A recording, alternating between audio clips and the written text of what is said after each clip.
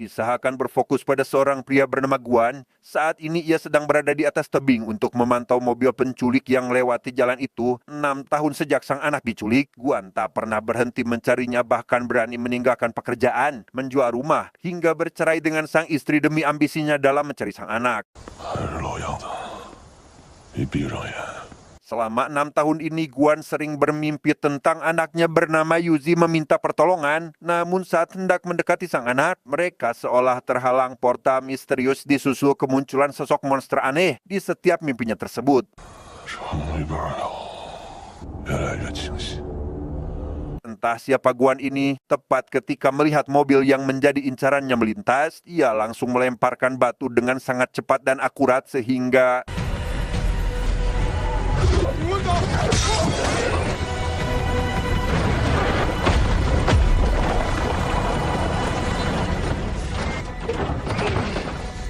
Guan menyerang mereka sambil terus menanyakan keberadaan Yuzi. Namun ketika Guan sedang lengah, salah satu penculik berhasil menghantam kepala Guan sampai pingsan dan langsung pergi dari sana saat itu juga.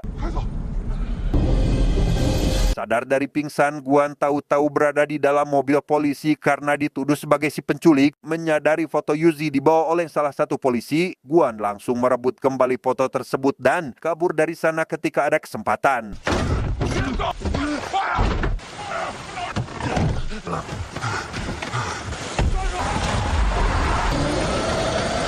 Mobil tersebut dibawa oleh seorang wanita bernama, kita sebut saja Yuli. Entah siapa Yuli ini, ia begitu hafal dengan kehidupan Guan mulai dari riwayat pekerjaan, hubungan rumah tangga, serta mimpi aneh selama ini. Yuli mengaku jika Guan adalah orang yang selama ini ia cari untuk diajak sebuah kerjasama.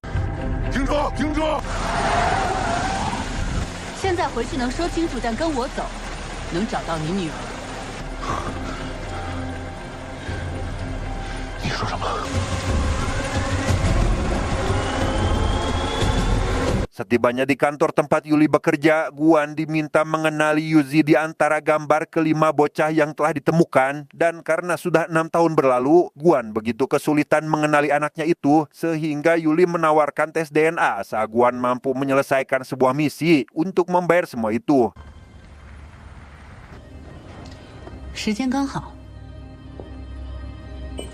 Guan diperlihatkan siaran langsung seorang novelis bernama Kong Wen sedang menceritakan sebagian lanjutan novel yang dibuatnya berjudul God Killer, yaitu saat Redman atau si tokoh antagonis merasakan kesakitan. Di saat yang bersamaan itu, presidir di perusahaan tempat Yuli bekerja merasakan hal serupa seperti pada tokoh Redman yang ada di dalam novel Kong Wen.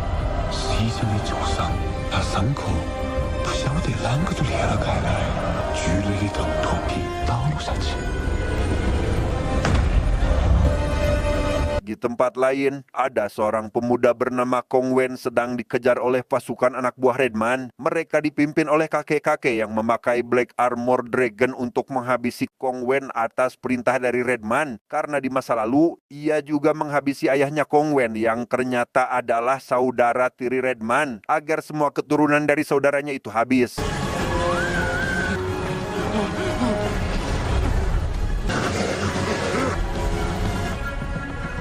Redman sendiri diceritakan sebagai manusia yang berubah menjadi monster setelah mengkhianati gurunya dan berambisi menjadi seorang dewa yang tak terkalahkan. Meski pasukannya itu berhasil menghabisi kakak dari Kong Wen sendiri selamat setelah kakaknya menceburkannya ke dalam sungai.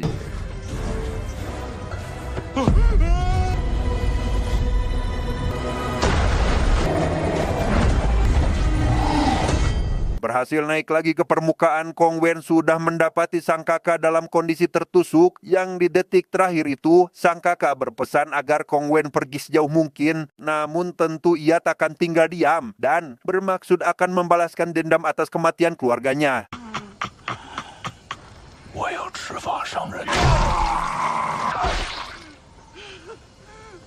Selesai menguburkan sang kakak, Kong Wen tiba-tiba mendengar suara aneh dari si kakek yang ternyata berasal dari Black Armor Dragon. Awalnya ia tak menghiraukannya, tapi tiba-tiba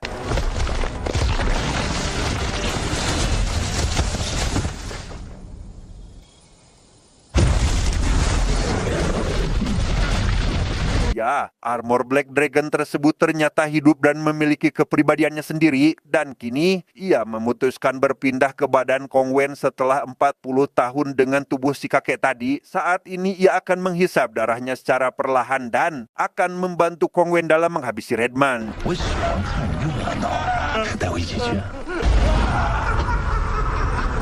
Di dunia nyata, Guan akhirnya diberitahu bahwa misinya adalah menghabisi Kong Wen alias Sinovelis. Semua ini berawal dari keyakinan Presdir bahwa isi novel tersebut berpengaruh langsung pada kehidupannya. Terbukti sudah 3 kali ada kejadian seperti tadi, sehingga jika tokoh Redman dibuat mati di akhir novel, maka Presdir takut akan bernasib sama dengannya. 就这么说吧，我老板觉得这个小说直接影响了他的健康。 Awalnya Yuli juga berupaya meminta Kong Wen menghentikan novelnya, namun tidak membuahkan hasil apapun. Dan alasan mengapa Yuli memilih Guan adalah karena ia memiliki kemampuan yang tak dimiliki manusia normal, yaitu mampu melempar sesuatu dengan tingkat akurasi yang sempurna. 你们监视我， Guan rupanya bukan satu-satunya orang yang diminta untuk menghabisi Kong Wen, melainkan ada manusia listrik yang mampu menghasilkan listrik dari tubuhnya, serta manusia berbadan batu yang tak bisa merasakan sakit sedikit pun.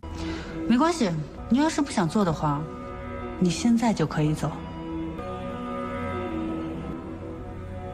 Singkat cerita, Guan menyetujui permintaan Yuli demi agar Yuzi bisa kembali. Ia diberi waktu 3 hari sebelum novelnya tamat dan Guan harus memberitahukan semua mimpi anehnya kepada Yuli karena semua itu rupanya berkaitan dengan kelanjutan novel tersebut. 也是曾经，他唯一害怕的人，老子也寂寞太久了。 Dan inilah rarai si Kong Wen atau Sinovelis. Saat ini Kong Wen merasa kesulitan karena idenya sudah mentok hingga bermaksud keluar rumah untuk sekedar mencari angin tanpa ia sadari jika Guan rupanya sudah tiba di daerah tempat Kong Wen tinggal dan kini sedang memantaunya dari kejauhan.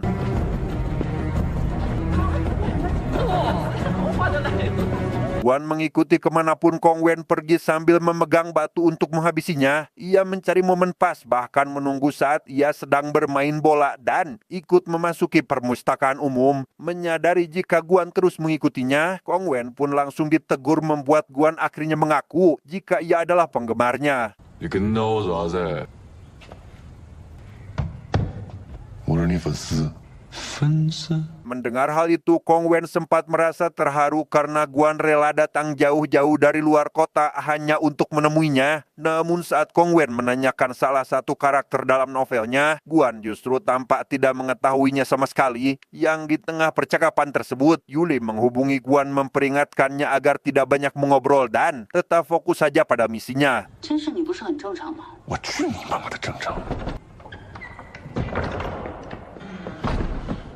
Selesai menelpon, Guan langsung menyusul Kong Wen yang sudah menghilang dari kursinya. Guan merasa kesal karena Yuli terus saja menghubunginya hingga membuat Kong Wen berhenti berjalan dan menanyakan siapa yang menelponnya itu. Hingga tak lama, datang sebuah mobil hampir saja akan menabrak mereka yang ternyata kiriman dari Yuli.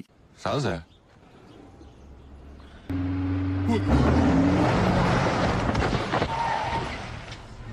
差点把老子撞死了！警察一会儿就来了，你等会儿哈。 Di sana Guan memilih pergi dan akan menghabisi Kong Wen di lain hari yang karena terburu-buru ia tak sengaja menjatuhkan buku catatannya. Melihat buku penggemarnya jatuh, Kong Wen pun membawa buku tersebut dan membacanya yang ternyata berisi seluruh mimpi Guan. Di sana Guan bercerita jika malam tadi ia tidak bertemu Yuzi melainkan berkumpul dengan para kelompok yang memakai armor dan Guan juga memakai armor yang sama dengan mereka.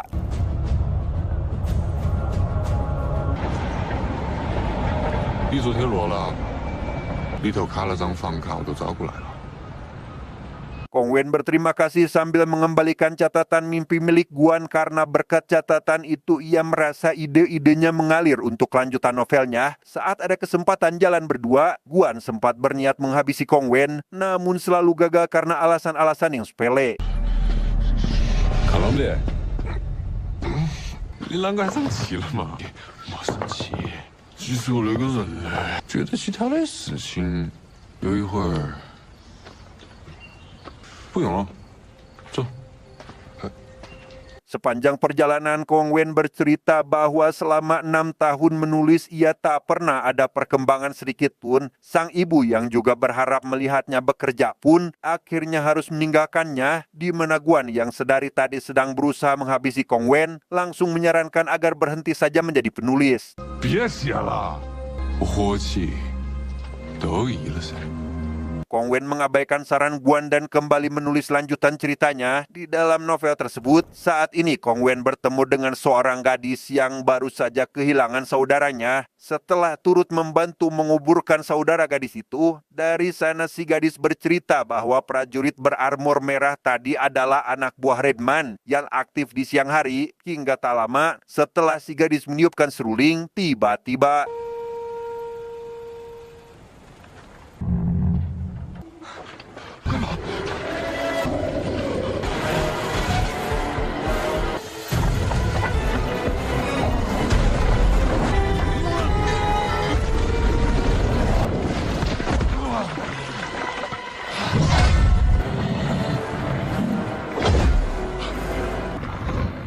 seperti yang saya katakan tadi, karena si prajurit hanya aktif di siang hari, ia tidak bisa bergerak di malam hari meski mempunyai kesempatan untuk menghabisi Kong Wen. Di sana Kong Wen dan si gadis bisa segera pergi untuk menyelamatkan diri. Sementara di dunia nyata, Guan akhirnya menjalankan misinya dengan melemparkan batu ke arah Kong Wen hingga batu itu mengenai kepalanya.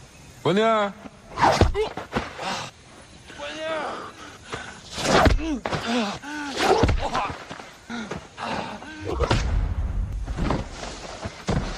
Untuk memastikan Kong Wen benar-benar tewas, Guan langsung membawa batu untuk menghantam kepalanya. Namun niatnya itu batal saat Guan mendengar suara nyanyian yang sama persis dengan yang ia nyanyikan kepada Yuzi, sang anaknya dahulu, sehingga ia langsung berlari mencari sumber suara tersebut.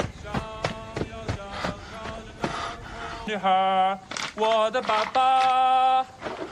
Rupanya lagu itu dinyanyikan oleh seorang anak laki-laki yang langsung kabur begitu Guan menanyakan dari mana ia mengetahui lagu ini. Dan setelah melakukan pengejaran, Guan kehilangan anak tersebut dan justru bertemu dengan si penculik yang dulu sempat kabur.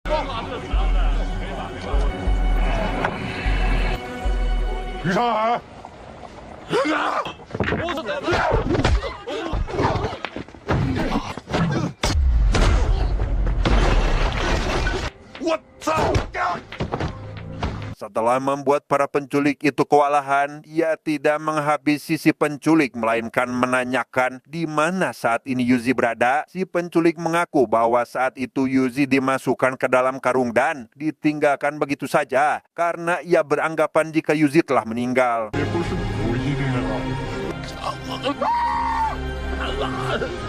Guan yang diliputi amarah pun nyaris menghabisi si penculik dengan mencekiknya. Aksinya itu menarik perhatian orang-orang sekitar yang mulai merekam, yang bisa saja membuat Guan kembali diincar polisi. Menyadari hal tersebut, Yuli segera menghampiri dan menghentikan aksinya itu.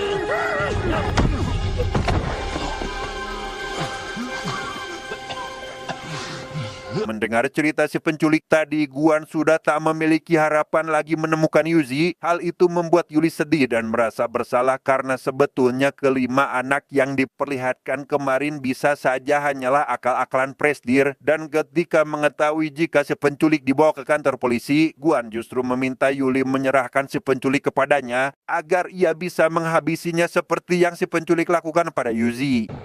不能把余生还给警察，要交给我。如果我的命，说好了，明天是最后一天。 Setelah Guan pergi, Yuli dihampiri Presdir yang menanyakan mengapa ia melepaskan Guan padahal diperintahkan untuk menahannya. Yuli sebenarnya sudah tak ingin lagi dikendalikan oleh Presdir dan mengungkapkan bahwa semua foto anak yang diperlihatkan pada Guan ternyata bukanlah Yuzi dan hanya digunakan supaya Guan bisa dimanfaatkan. 还同情他。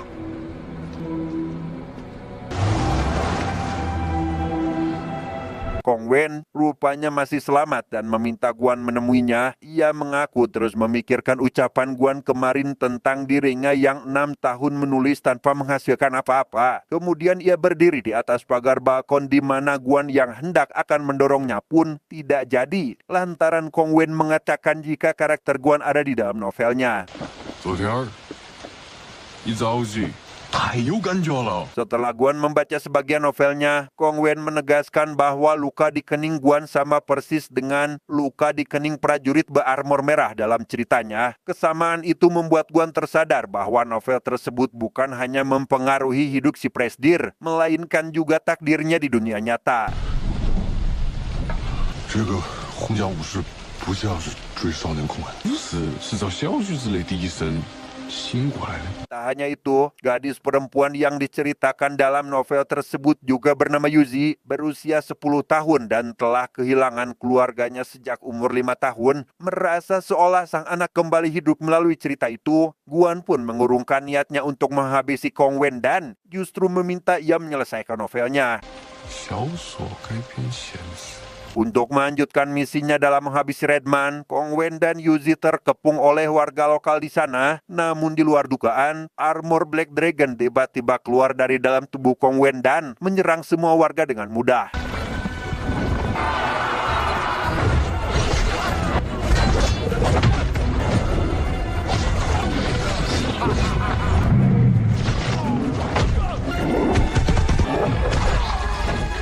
Setelah seluruh warga dihabisi, armor Black Dragon kini sepenuhnya menyatu dengan Kong Wen karena telah menghisap begitu banyak darahnya. Armor itu kembali masuk ke dalam tubuh Kong Wen dan berjanji akan membantunya menghadapi Redman.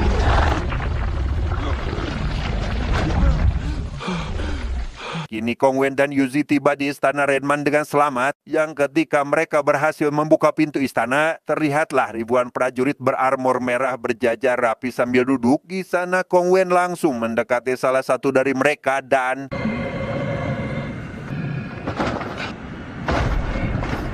mereka sama sekali tidak bergerak meski sudah dibuat terjatuh sehingga Kong Wen dan Yuzi dengan mudah melangkah lebih dalam ke istana Redman. Di sana terdengar suara gendang tanpa penabuh yang rupanya adalah detak jantung Redman yang begitu keras hingga bisa terdengar oleh telinga manusia.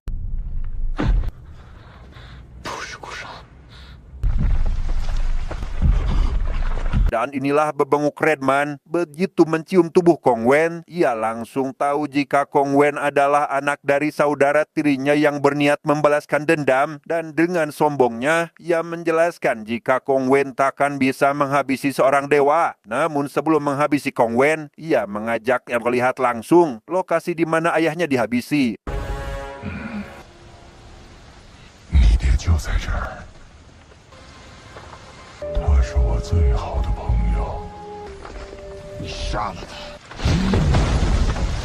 Armor Black Dragon dalam tubuh Kong Wen memberitahu bahwa untuk menghabisi Redman ia harus memutus kedua kakinya. Melihat pohon yang tumbuh di atas makam sang ayah, Kong Wen begitu tidak sabar untuk menghabisinya. Namun karena Redman sudah bukan manusia lagi, ia pun bisa dengan mudah memegang tubuh Kong Wen hingga membuatnya kesulitan bernafas. Begitu juga dengan armor Black Dragon yang kini sebar remuk hingga menjadi pecahan-pecahan kecil.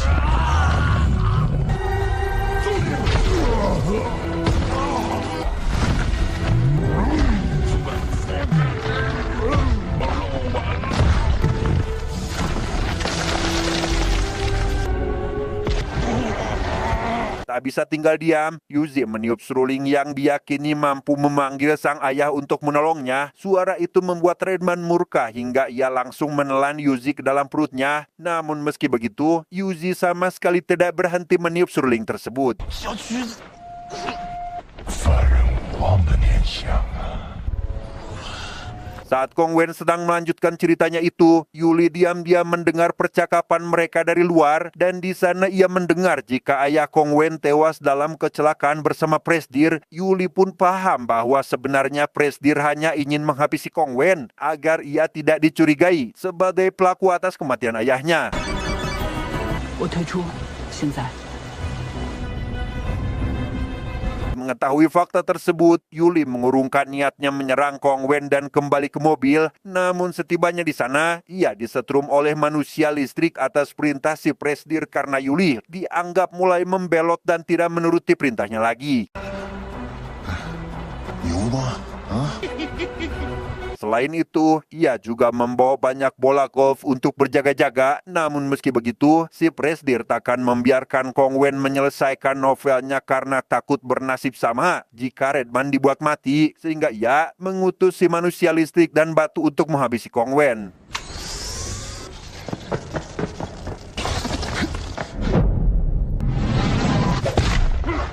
Guan langsung melancarkan aksi dengan melemparkan bola pada mereka yang karena ketiganya memiliki kemampuan, Guan yang sadar jika salah satu dari mereka memiliki kemampuan sengatan listrik pun langsung memakai sarung tangan karet untuk menahan arusnya dan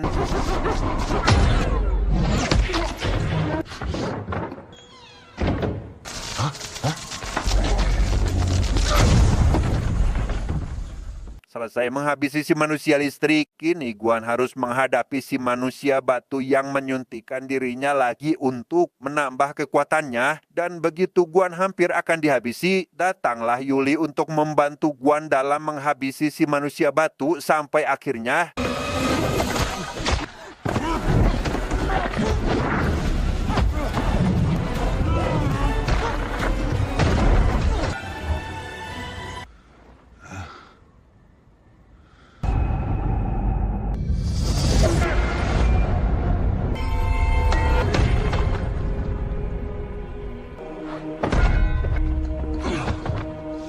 setelah kedua anak buah Presdir berhasil dihabisi, Kong Wen yang mendengar keributan memilih tidak menghiraukannya karena hal yang penting saat ini adalah ia harus segera menyelesaikan novelnya. Namun tanpa ia sadari, ada seseorang yang saat ini sedang memantaunya dan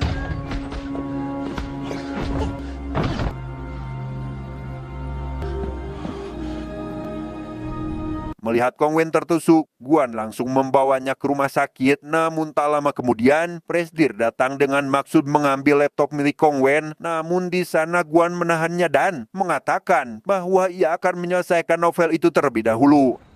你疯了你！你给我！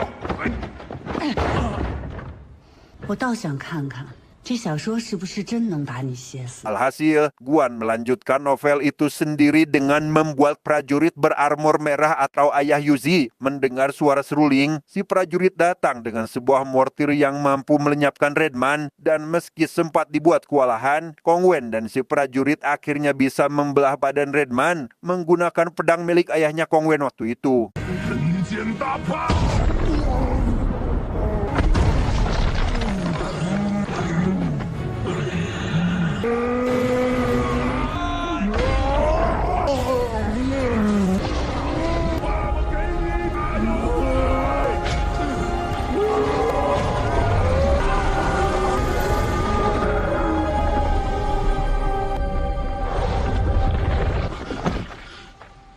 Pada akhirnya, Yuzi berhasil diselamatkan dan di waktu yang bersamaan di dunia nyata, si Presdir terlihat lemas sebagaimana yang diceritakan dalam novelnya. Yang tak lama kemudian, Guan mendengar nyanyian anaknya dan segera pergi untuk mencari sumber suara tersebut. Dan ya, di dunia nyata akhirnya Guan bertemu kembali dengan anaknya yang telah lama hilang. Sebagaimana dengan akhir novel karya dari Kong Wen, novel itu rupanya mampu mengubah takdir di dunia, sehingga ayah dan anak itu pun akhirnya bisa bersatu kembali.